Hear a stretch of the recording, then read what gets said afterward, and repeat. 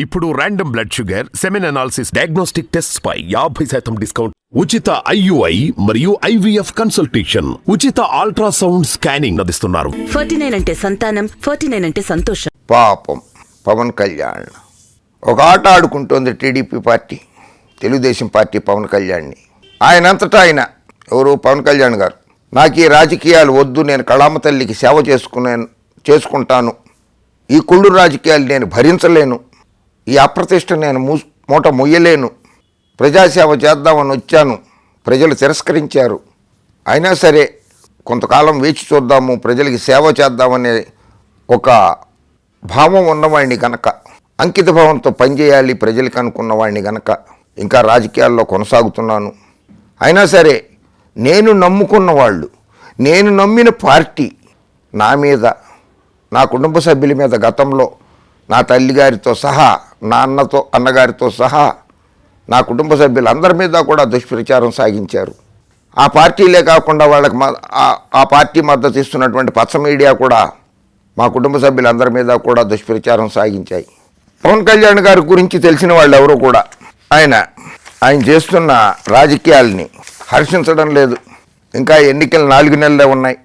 CM రేసులో నుంచి నేను తప్పుకున్నానని ప్రకటించేశాడు పవన్ కళ్యాణ్ గారు. నమ్ముకున్న వాళ్ళ గొంతుని తడిగుడ్డతో ఎలా కోసేయాలో చంద్రబాబు గారి దగ్గర నేర్చుకున్నాడు. అదే పద్ధతిని అవలంబిస్తున్నాడు. జన సైనికుల గొంతు తడిగుడ్డతో కోసేస్తున్నాడు ఆయన. వాళ్ళ రాజకీయ భవిష్యత్తుని అంధకారం చేసేసాడు పవన్ కళ్యాణ్ గారు.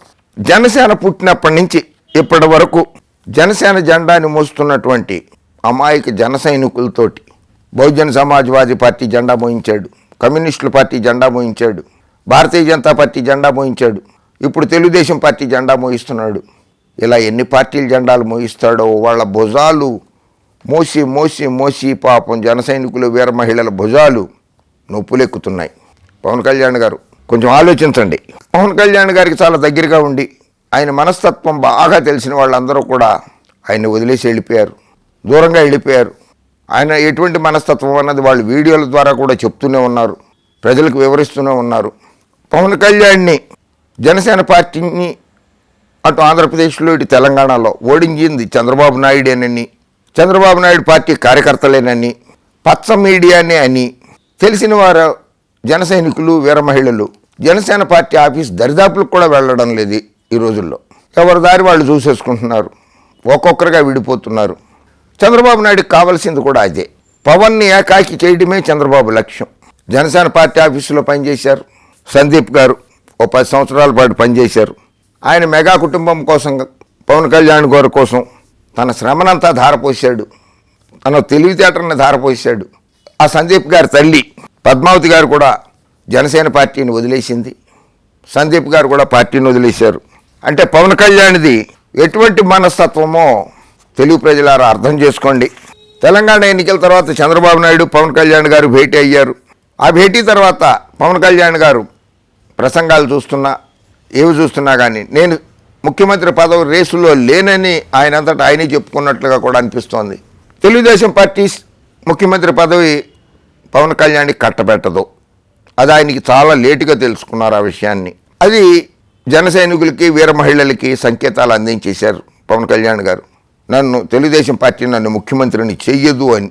టీడీపీ అభ్యర్థుల్ని జన సైనికులు, వీర మహిళలు, జనసేన పార్టీ కార్యకర్తలు, నాయకులు గెలిపించాలట.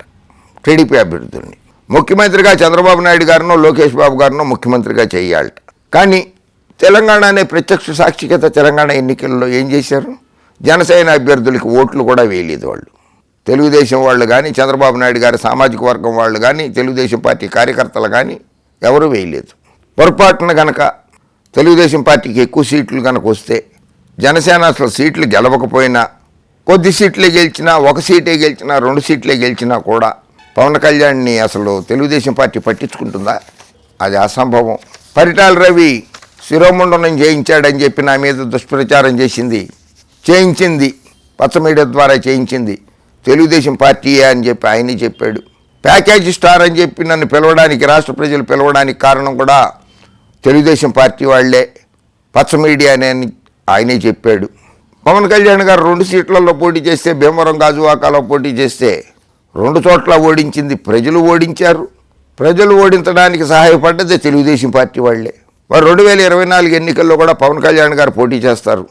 తెలుగుదేశం పార్టీ వాళ్ళు మేము నిన్ను ఓడించమని చెప్పి గ్యారంటీ ఏమన్నా ఇస్తారా? ఏదో అన్ని పార్టీలు ఈ మధ్య గ్యారంటీలు షూరిటీలు అని చెప్పి రాసుకుంటున్నారు. ప్రజల్ని మభ్యపెడుతున్నారు అందరూ కూడా గ్యారంటీలు షూరిటీలు అని. మరి అలాంటి గ్యారంటీ షూరిటీ ఏది బాబు గ్యారంటీ భవిష్యత్తుకు షూరిటీ అని ఏవేవో పెట్టారు కదా పథకాలు. అలా బాండ్ పేపర్ల మీద ఏమన్నా రాసిస్తారా పవన్ కళ్యాణ్కి? నిన్ను ఓడించము, నీ పార్టీని ఓడించము, నీ అభ్యర్థుల్ని గెలిపిస్తామని ఏమన్నా బాండ్ పేపర్ మీద రాసి భవిష్యత్తు గ్యారంటీ బాబు గ్యారంటీ భవిష్యత్తుకు షూరిటీ అని ఏమన్నా రాసిస్తారా? అలా రాసిస్తారా చెప్పండి. అయినా కూడా పాపం అంటే సామెత చెప్తున్నాను, నేను ఎవరిని కించపట్టడానికి చెప్పడం లేదు. గొర్రె కసాయి వాడిని నమ్ముతుందన్నట్లు పవన్ కళ్యాణ్ గారు కూడా చంద్రబాబు నాయుడు గారిని నమ్ముతున్నాడు. అదే ఆయన రాజకీయ భవిష్యత్తుకి తీరని నష్టం కలిగిస్తుంది. నిన్న మొన్న కేంద్ర మంత్రి భారతీయ జనతా పార్టీ తెలంగాణ రాష్ట్ర శాఖ అధ్యక్షులు కిషన్ రెడ్డి గారు చెప్పినట్లుగా సోషల్ మీడియాలో కొన్ని వైరల్ అయింది వార్త. పవన్ కళ్యాణ్ని నమ్ముకుని గ్రేటర్లో నష్టపోయాం, హైదరాబాదులో తెలంగాణలో నష్టపోయాం. పవన్తో స్టేజ్ మీద కూర్చున్నప్పుడు తెలంగాణ ప్రజలు మమ్మల్ని చాలా చీప్గా చూశారు.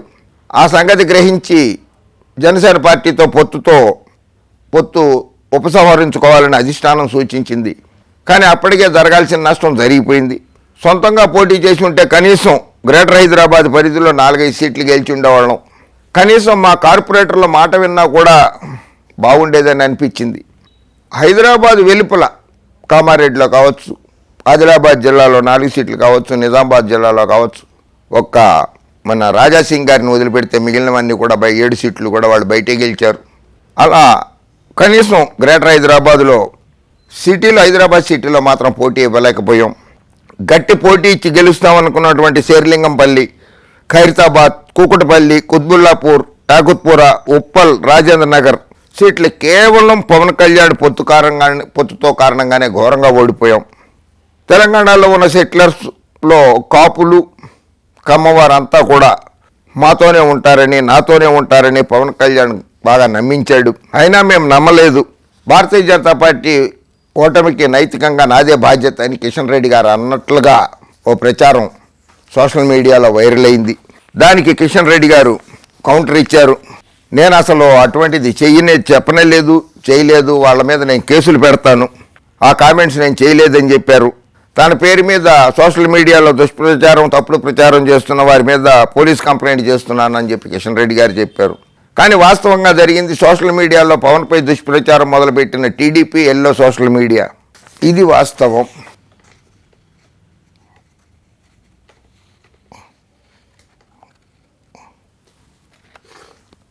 పవన్ కళ్యాణ్ మీద కిషన్ రెడ్డి హాట్ కామెంట్స్ చేశారని చెప్పి ప్రచారం చేయడం ద్వారా టీడీపీ రాజకీయంగా లబ్ధి పొందాలనుకుంటోంది. పవన్ కళ్యాణ్ని భారతీయ జనతా పార్టీకి దూరంగా చేయటం ఒకటి, తనతో పార్టీ ఉంచుకోవాలన్నది మరొకటి.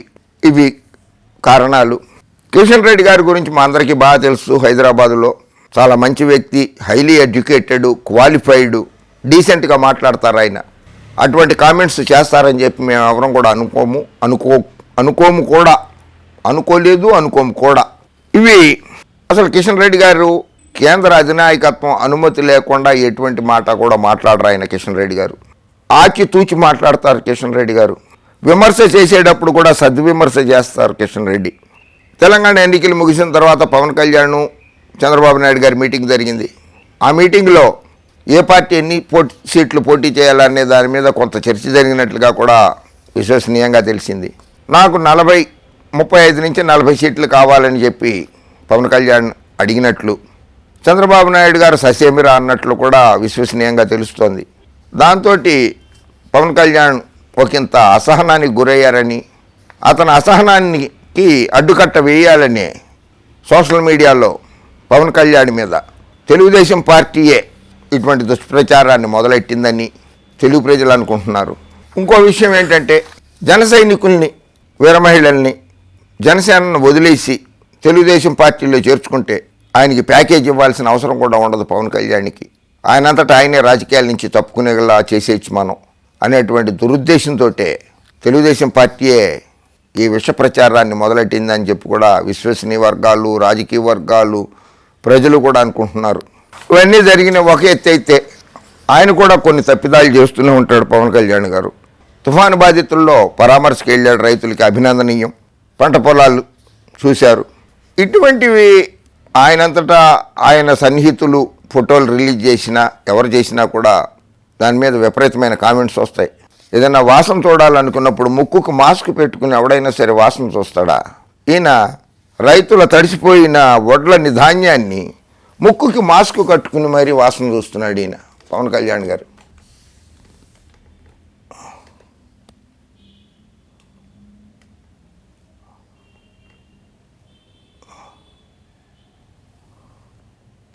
దీనివల్ల లాభం లేదు పవన్ కళ్యాణ్ గారు. మీ ప్రతిష్ట మరింత బాగుపడాలంటే, ప్రజల్లో మంచి పేరు రావాలనంటే దుష్ట చతుష్టయం కబంధహస్తాల నుంచి, చంద్రబాబు కబంధహస్తాల నుంచి బయటపడిపోండి.